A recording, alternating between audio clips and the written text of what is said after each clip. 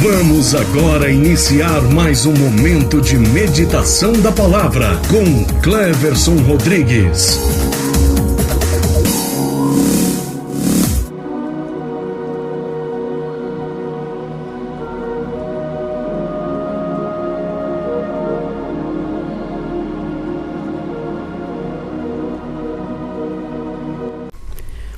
Olá, meus irmãos, a graça e a paz do nosso Senhor Jesus Cristo. Mais uma vez aqui quem fala, Cleverson Rodrigues, do canal Ministério Desvendar. E no dia de hoje, irmãos, estou gravando aqui para os irmãos uma pequena reflexão, né?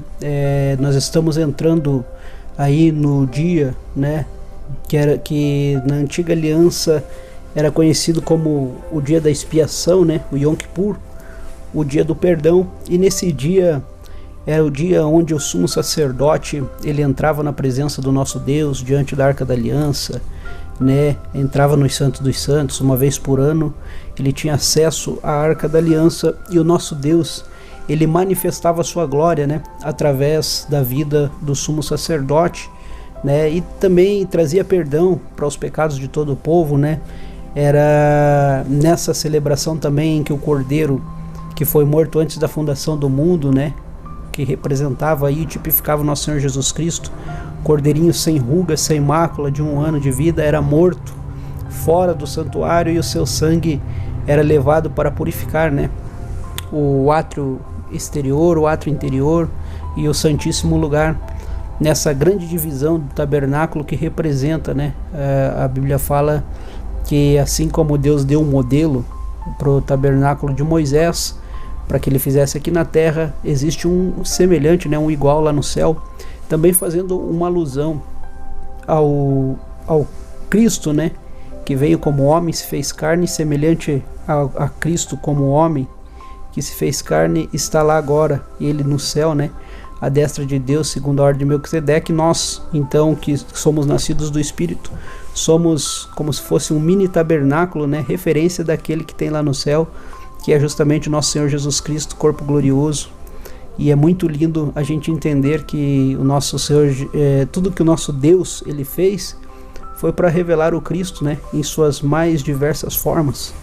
Então eu e você que aqui estamos, temos a oportunidade de vislumbrar o plano da redenção, né, aquilo que Deus ele já tinha esse plano pré-estabelecido antes da fundação do mundo, né? O nosso Senhor Jesus Cristo já estava no coração de Deus, né? Era a forma que Deus tinha e a forma como ele queria ser reconhecido, não apenas como uma divindade, como um Deus todo-poderoso, né? Não é um Deus em crise com o seu poder, mas é sim um Deus que quer se revelar na sua forma mais humana, né, possível, que é a forma do amor, né?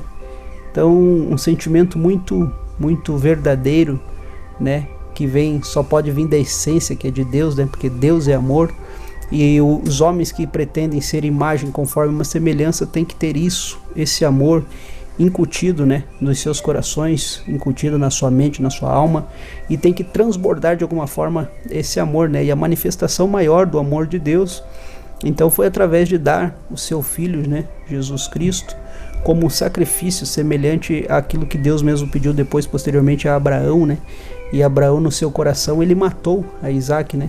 Ele só não chegou a consumar o fato, mas ele cria que mesmo que ele viesse a matar seu próprio filho, Deus era poderoso para ao terceiro dia o ressuscitar, né? E trazer de volta a vida. Então já o próprio Isaac ali era uma tipologia também de Cristo, né? Então todas as coisas, de uma forma ou de outra, elas vão estar apontando para Cristo. Amém, irmãos? Seja a mensagem qual for, né? Seja a mensagem sobre oferta, sobre dízimos, seja a mensagem sobre arrebatamento, todas essas coisas apontam para uma convergência em Cristo, né? Apontam para uma forma, uma das multiformas e sabedoria de Deus de revelar o seu Filho através de todas as coisas, para que Cristo fosse tudo em todos. Amém, irmãos? Então, neste momento, eu quero já dar uma palavrinha de oração com os irmãos, para que Deus venha abençoar esse dia, né? Para que Deus venha estabelecer toda a sua vontade. A gente sabe que no dia da expiação, nosso Deus passava pela terra, espiando, né, as obras de justos e injustos. E para os judeus, eles criam que Deus ele determinava como que seria o próximo ano através quem viveria, quem morreria, quem ficaria rico, quem ficaria pobre, né? Todas essas coisas eram definidas e decididas no dia da expiação, segundo o diagnóstico que o nosso Deus ele fazia a respeito da nação de Israel. Então, o povo judeu está se preparando agora às 6 horas da tarde para entrar nesse jejum, né? Para entrar neste momento de afligir as suas almas. Vão se vestir de pano de saco e de cinzas, né? Vão trocar as suas vestes, vão tirar essas vestes sacerdotais, né? Aqui, e irão se afligir, né? Irão afligir a sua alma diante do nosso Deus, irão orar e jejuar durante 24 horas, né? E eu, juntamente com a nação de Israel, como faço todos os anos, os irmãos que me acompanham aqui do canal já sabem dessa nossa rotina, né, com Deus. Então nós estaremos também entrando em um jejum de 24 horas. Eu também já estou fazendo um jejum de 40 dias, que eu comecei no dia 1º de setembro, porque eu tenho assim uma direção de Deus para guardar o 7º mês, que é o mês de setembro, né, tendo em vista que muitas catástrofes, muitas coisas acontecem no mundo no mês de setembro, irmãos. Essas coisas não são por acaso. Quem acompanha aí sobre anos sabáticos, anos shemitás, sobre o mês de setembro, sabe o porquê que Deus, essas coisas acontecem, né? Porque Deus traz juízo sobre as nações no mês de setembro. E as festas, as 3 últimas festas do calendário hebreu, elas remetem a uma espécie de juízo para as nações mesmo, né? Então é aí a festa das trombetas, né? Festa de Sucote, a festa onde tem a festa das trombetas, daí tem a festa da expiação e a festa de tabernáculos, né? E justamente a festa de tabernáculos ela era conhecida como a festa das nações, né? Tendo em vista que as nações elas deveriam subir para adorar ao Senhor em Jerusalém no período de tabernáculos, no período de setembro. Então justamente Israel fica muito movimentado, né, nesse período de setembro, porque as nações sobem, né, como estava previsto que aconteceria, né, de que o santuário, o santo lugar, seria pisado pelos gentios, né, durante tempos e metade de um tempo. Então as profecias elas estão se cumprindo, né, de forma cíclica, né. A história sempre se repete, como está lá em Eclesiastes, né. Não há nada novo debaixo do céu, né. Tudo que um dia foi volta a acontecer, e essas coisas são cíclicas. Amém, meus irmãos? Mas então eu vou dar uma palavrinha de oração agora, né, dando início aí, dando entrada no jejum, né. Tenho certeza que Deus ele vai abençoar a nossa vida. Estou gravando esse vídeo de forma antecipada, não sei que horas vai entrar no canal, mas estaremos aqui jejuando e orando, irmãos, pelas nossas vidas, por uma direção, por um propósito, para que Deus nos dê uma luz, né, a respeito daquilo que Ele quer fazer nas nossas vidas. Então oremos nesse momento a Deus. Senhor, meu Deus e Pai, muito obrigado, Senhor Jesus Cristo, pela oportunidade de estarmos mais uma vez diante da Sua presença. Meu Deus, não somos nada, Pai, não somos nem merecedores de estar diante da Sua presença, porque em nós habita um ser carnal, um ser que está corrompido e que precisa da Sua redenção. Mas, Senhor meu Deus, também em nós habita uma imagem conforme semelhança, alguém que é nascido do Espírito, Pai, alguém que tem os frutos do Espírito e alguém que luta contra a carne. Senhor meu Deus, o jejum é uma forma que nós temos de afligir a nossa alma, de colocarmos diante do Senhor aquilo que é carnal, Senhor meu Deus, para que o Senhor possa nos fortalecer. Senhor meu Pai, o jejum é a arma mais poderosa para que a gente possa enfrentar, Senhor meu Deus, os desafios da nossa vida terrena, Pai, para que nós possamos vencer, Senhor meu Pai, as tentações e as astutas ciladas do diabo com relação a concupiscências dos olhos, a concupiscência da carne e a soberba da vida. Senhor meu Deus, que nós possamos, ó Pai, jejuar mais uma vez e que o Senhor possa aceitar esse jejum e essa seja uma oferta agradável. Nós nos oferecemos como oferta, Senhor meu Deus, e está aqui a nossa vida, Pai, também. Se o Senhor achar, Senhor meu Deus, que é do seu interesse e da sua vontade, Senhor meu Pai, de deixar nós aqui por mais um período de tempo para fazer a sua obra, que assim seja. Se o Senhor achar que a nossa hora é chegada e que nós temos que partir para o encontro do Senhor nos ares, que assim seja, Senhor meu Deus. Nós estamos preparados para oferecer a nossa vida Assim como nosso Senhor Jesus Cristo ofereceu a vida dele por oferta de libação, que nós também estejamos preparados, ó Pai, para fazer o mesmo caminho.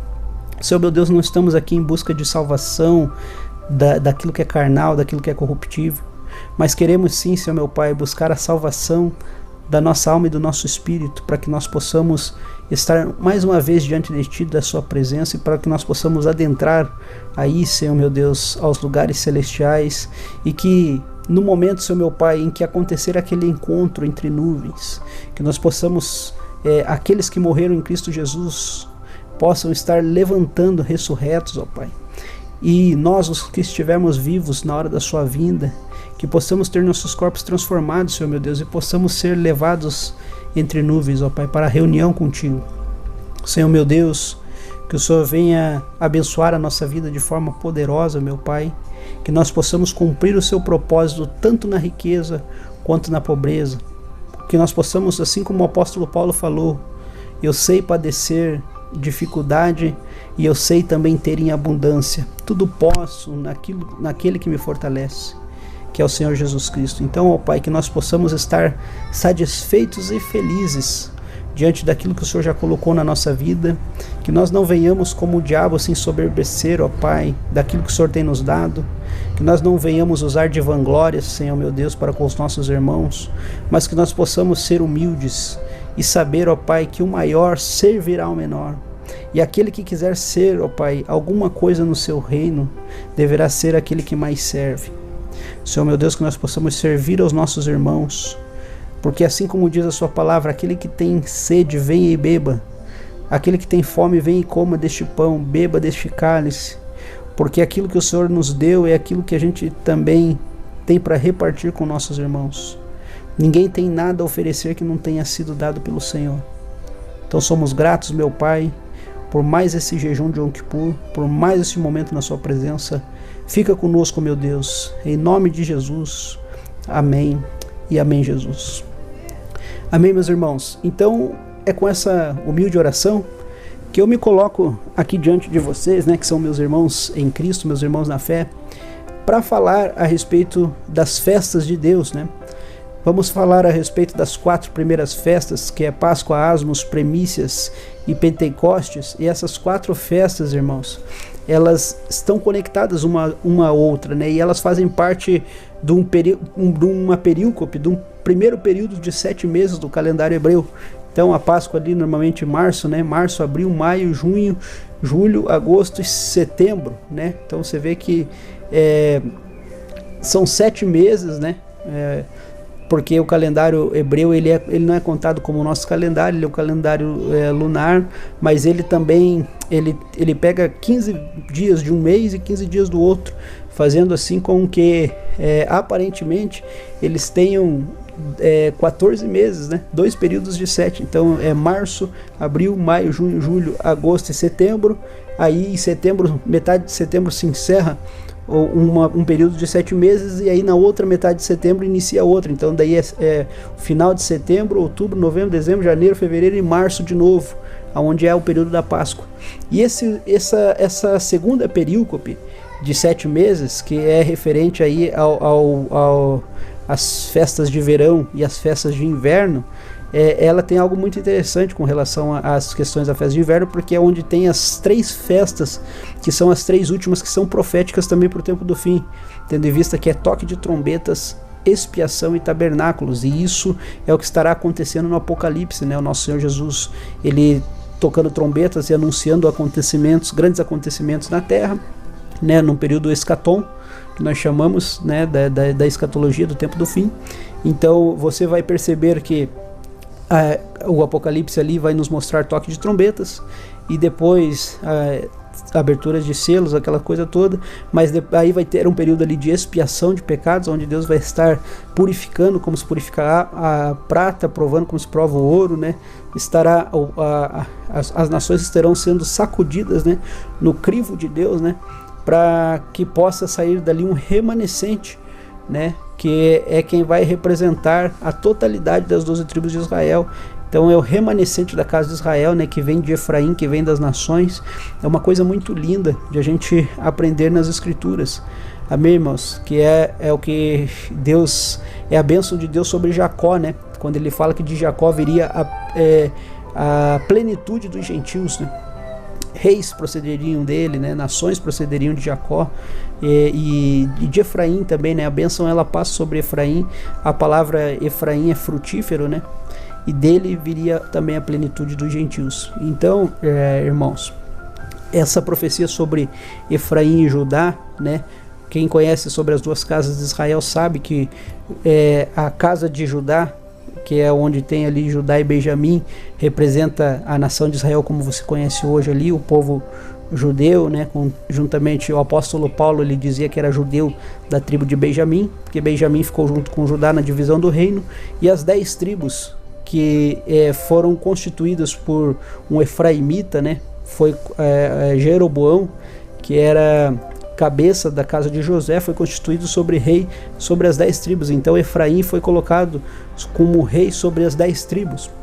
Amém, irmãos? Então os efraimitas, né, essas 10 tribos que se espalharam depois por todas as nações, com certeza geraram muitos descendentes e muitos remanescentes que com a vinda de Cristo puderam ter acesso ao Evangelho, né? Puderam aprender também a respeito do nosso Deus e puderam, através da cruz do Calvário, né? Que liga esses polos, liga não só o céu e a terra, mas também liga judeus a gentios. Tudo isso foi religado na cruz em Cristo. Então agora esses que são o remanescente da casa de Israel também estarão voltando para convergir em Cristo, né? Para que o corpo de Cristo ele possa estar sendo completado em sua plenitude. Amém, irmãos? Então é uma mensagem muito linda, né? E essa é a mensagem de dízimos ao Senhor.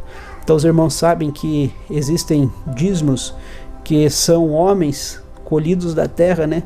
Está lá 144 mil colhidos da terra para Deus e para o Cordeiro, são 12 mil de cada tribo de Israel. Fala de uma colheita, né? O apóstolo Paulo lá em 1 Coríntios também vai falar: vós sois colheita, lavoura de Deus e edificação de Deus, falando que haveria uma colheita, mas também haveria uma edificação que era estabelecida por ouro, prata, ferro e bronze, né? Aquilo que era edificado pelos homens de Deus e por Deus eram edificados com ouro, prata, ferro e bronze, porque eram coisas que constituíam a casa de Deus, constituíam um santuário e tabernáculo. Essa mensagem de dízimo é muito linda, né? A gente sabe que dízimo é retirada das premissas. Cristo é as premissas, né? Tanto dos vivos quanto dos mortos. Aliás, o Gênesis ele já começa, né? Com essa palavra premissa, que é Bereshit, a palavra princípio, primogênito. Então fala: no princípio criou Deus o céu e a terra, né? Mas ali não é, a tradução mais correta não seria no princípio, mas sim através do princípio, ou pelo princípio criou Deus o céu e a terra, mostrando para nós que aquilo que está escrito em Colossenses 1,15 é real e verdadeiro, né? O apóstolo Paulo foi quem mais teve revelação a respeito disso, e um vislumbre muito lindo de que o céu, a terra, principados, potestades, as coisas visíveis e invisíveis foram geradas através de Cristo, como se fossem geradas nele, né?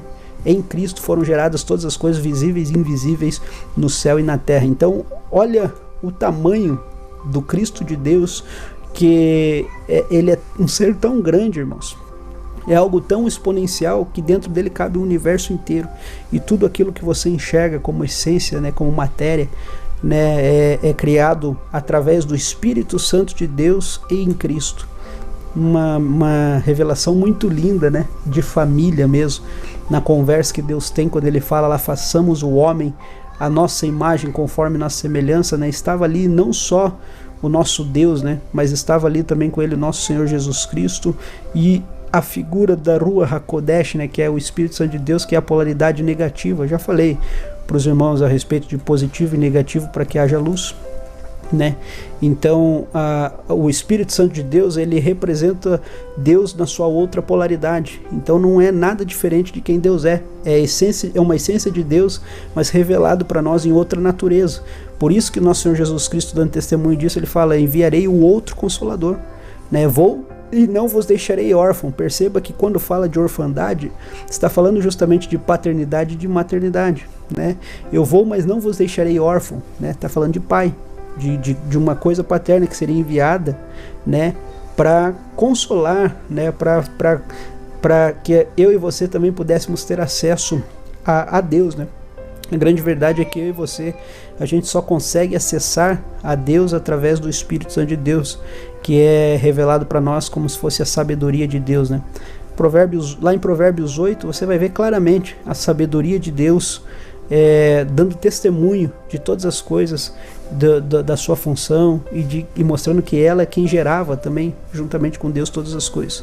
Muito lindo, irmãos, você desmistificar esses mistérios também relacionados ao Espírito Santo de Deus, a Ruach HaKodesh, né? A palavra Ruach no hebraico é a palavra espírito, a palavra vento, sopro, né? Então o Espírito Santo de Deus, ele é representado para nós na Escritura como ar, como fogo e como água, né? Você vai ver às vezes que fala a respeito da ação do Espírito Santo de Deus, você vai ver que ele se revela como ar, como fogo e como água. E isso é interessante, irmãos, porque são os elementos que contém no átomo, né? Que é a menor partícula de matéria. Então, dentro do átomo você tem lá uma molécula de próton, elétron e nêutron. E as três coisas é fogo, água e ar, né? Gerando matéria. Então é como se fosse o Espírito Santo de Deus gerando todas as coisas. Por isso que o homem, para nascer de novo e nascer do Espírito, ele teria que receber um batismo, que é como se fosse um processo de purificação. Primeiro pela água, né? E depois João Batista dá testemunho disso, que receberia uma purificação pela água, depois pelo fogo e pelo Espírito, né? Então, vento e fogo, né? Água, ar e fogo, gerando tudo aquilo que a gente conhece. E o nosso Senhor Jesus Cristo mesmo, quando foi para ser gerado como carne, né? Para vir em carne, né? Se despiu de toda a sua glória, estava lá à destra de Deus, não tinha nada de errado com ele, mas veio até as partes mais baixas para resgatar a mim e você, miserável pecador. Ele foi gerado pelo Espírito Santo de Deus no ventre de Maria. Então foi a Ruach HaKodesh quem gerou a Cristo homem, né? Cristo carne. Não foi concebido da forma como a gente conhece, né? Através de um macho e de uma fêmea, de um positivo e um negativo, né? Para que houvesse luz. Você vê que Cristo, ele foi gerado diretamente da Ruach HaKodesh para o ventre de Maria, né? Então, revelando assim uma outra natureza, né? Conectando ele totalmente ao santuário, ao templo, à igreja, né? Por isso que Jesus, ele veio como cabeça, mas ele veio como cabeça de um corpo, né? E o corpo de Cristo é a igreja. Por isso que a igreja está intimamente conectada com aquilo que é a semente incorruptível de Cristo, aquilo que é a essência dele, porque foi gerado da Ruach HaKodesh diretamente para Maria, né? É como se fosse ali. Os irmãos entendem o que eu digo quando relaciono essas coisas, porque isso são polaridades, irmãos. Então, quando o anjo ele veio trazer revelação para João, ele falou: vem, eu vou te mostrar a esposa do Cordeiro. Falou que ia mostrar a noiva e a esposa. E quando João foi, mostrou o Monte Sião e a Nova Jerusalém, né? E disse: veja, esta é a esposa do Cordeiro. Então você vê que a noiva, né? A esposa, a mulher, está intimamente relacionada ao tabernáculo, ao santuário, à igreja, né? Então são polaridades, né? Então a primeira polaridade que você pode registrar e ver que essas coisas são dessa forma é Deus e o Espírito Santo. São uma expressão distinta da mesma pessoa. É como se Deus tivesse revelado uma outra essência daquilo que ele é, através do Espírito. Você vai ver isso mais claramente e você vai entender porque isso daí já se trata da nossa realidade com Adão e Eva. Não tinha nada de errado com Adão enquanto homem, em imagem e semelhança do Criador, porém ainda não estava pronto, precisava ser revelado uma outra polaridade, uma expressão distinta da mesma pessoa. E aí revelou Eva, né, que não é um outro ser criado, né? A Eva não é diferente do Adão, ela é uma parte dele, então ela é uma expressão distinta daquilo que Adão é. Então você tem Deus, o Espírito Santo, você tem Adão, você tem Eva, e você tem Cristo e a igreja. Por isso que o apóstolo Paulo fala: grande esse mistério, quando ele está falando de Adão e Eva. Ele fala assim: por isso agora deixará o homem pai e mãe,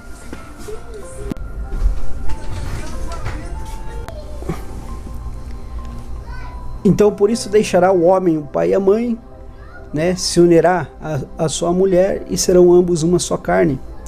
Então estava falando E grande é esse mistério, porque se refere a Cristo e à igreja, né? Então você vê que o apóstolo Paulo, ele como um bom judeu, na verdade isso é um conhecimento hebraico, né? Um conhecimento hebreu antigo. Eles sabiam, irmãos, quando eles leem a palavra Ruach HaKodesh, que é Espírito Santo, lá na escritura, né, em hebraico, a palavra Espírito é como se fosse o feminino de Deus. A palavra Ruach é como se fosse deusa mesmo.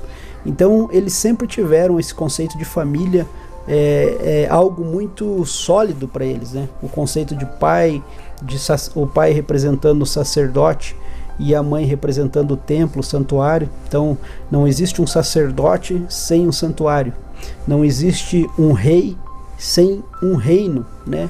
A figura negativa, a mulher representa o reino, a mulher representa o santuário, né? Então não existe um esposo sem uma esposa. Então por isso que a proposta da Bíblia para nós é de um casamento mesmo, né? Você vê a Bíblia falando de 2 alianças, está falando de 2 casamentos, está falando de bodas. Então você vai ver o primeiro milagre de Jesus nas bodas em Caná da Galileia. Depois você vai ver que lá em Apocalipse o que vai estar acontecendo entre Cristo e a igreja, né? Entre Jesus e a igreja, é o casamento, né? Cabeça e corpo se unindo. Então a Bíblia ela nos mostra a respeito desse casamento para que haja luz, né? Então, no momento em que o cabeça e o corpo, cabeça que é Jesus e o corpo que é a igreja, se unem para fazer a obra redentiva de Deus sobre a terra, é que o nome do Senhor Jesus Cristo, o nome de nosso Deus, ele é santificado sobre a terra. Então, é aquilo que Jesus ele falou e ensinou na oração do Pai Nosso. Pai nosso que estás no céu, santificado seja o seu nome. E o processo de santificação do nome de Deus passa pelo sacrifício de Cristo, mas também passa pela comunhão do Espírito Santo, pela obra do Espírito Santo em nós, nos convencendo do pecado, do juízo da justiça, nos trazendo poderes do mundo vindouro para vencer Satanás e as tentações, e para que nós possamos revelar uma imagem conforme uma semelhança, para que nós possamos estar preparados, recebendo, uma vez que recebemos o Espírito Santo de Deus, agora estamos preparados como casa, como santuário de Deus, né? E podemos receber essa semente incorruptível de Cristo dentro de nós. Vamos fazer as obras que Ele faz, vamos fazer sinais maiores, inclusive, do que os sinais que Jesus fez, né? E em seu nome vamos fazer tudo aquilo que Ele ordenou que a igreja teria autoridade para fazer, inclusive perdoar pecados. Então, irmãos, é muito lindo a gente observar como Deus ele está trabalhando em nós como igreja, como corpo de Cristo, né? Através de conhecimento bíblico, né? De conhecimento, de revelação da vontade de Deus, né? Então hoje em dia se fala muito em revelação, né, irmãos? Em poder, a gente vê de forma evidenciada, e a Bíblia ela nos dá as características e o porquê de cada coisa. Então por que, por exemplo, você vai numa igreja hoje, tem muita revelação, muitos milagres, muitas curas, em detrimento de que em outras você quase não vê esse tipo de manifestação, mas você vê um estudo aprofundado da palavra, você vê Deus usando de outras formas, né? É porque a Bíblia fala que os dons é para os incrédulos, né? Alguns dons é para que as pessoas possam crer, né? Você faz os sinais para os incrédulos. Por quê? Porque uma vez que, como crerão se não verem os sinais? Então a pessoa é incrédula, não conhece Jesus, não conhece Deus na sua essência, na sua plenitude, não conhece sua identidade, sua natureza e seu propósito. Ela vai ser, como se fosse uma isca, né? Então o nosso Senhor Jesus vai vir, vai fazer um sinal através de um servo de Deus, de um filho de Deus na terra. Aquela pessoa vai passar a crer que Deus é real, né? É como se ela tivesse visto Deus através do milagre. Mas uma vez que ela recebeu seu milagre, que ela recebeu sua cura, que ela viu um pouco, uma centelha daquilo que é o poder de Deus, Deus não está interessado que você o conheça apenas naquilo que é o seu poder. Ele quer agora que você passe para um outro nível, né? Que você o conheça na sua natureza, na sua essência. Ele quer que você conheça Ele não só como Deus Todo-Poderoso, mas quer que você o conheça como Pai, numa relação de pai e filho. Então agora que você já teve uma experiência com o poder, agora você precisa amadurecer seu entendimento e crescer espiritualmente para que você possa ter um conhecimento da vontade, né, do nosso Deus para a sua vida. Então você passa de ser o agente, você passa de ser aquele que está recebendo o milagre para ser aquele que está ofertando, né? Que é o portador do milagre. Então o mais bem-aventurado é o que dá do que o que recebe. Então você passa de ser aquele que está apenas recebendo, e agora você passa a ser aquele que está oferecendo, sendo o portador do milagre, da bênção e da vitória para a vida das pessoas, né? E mais importante do que isso, irmãos, porque muitas vezes as pessoas elas vêm para Deus por causa daquilo que Deus pode fazer, né? E não por causa de conhecer Ele como Pai.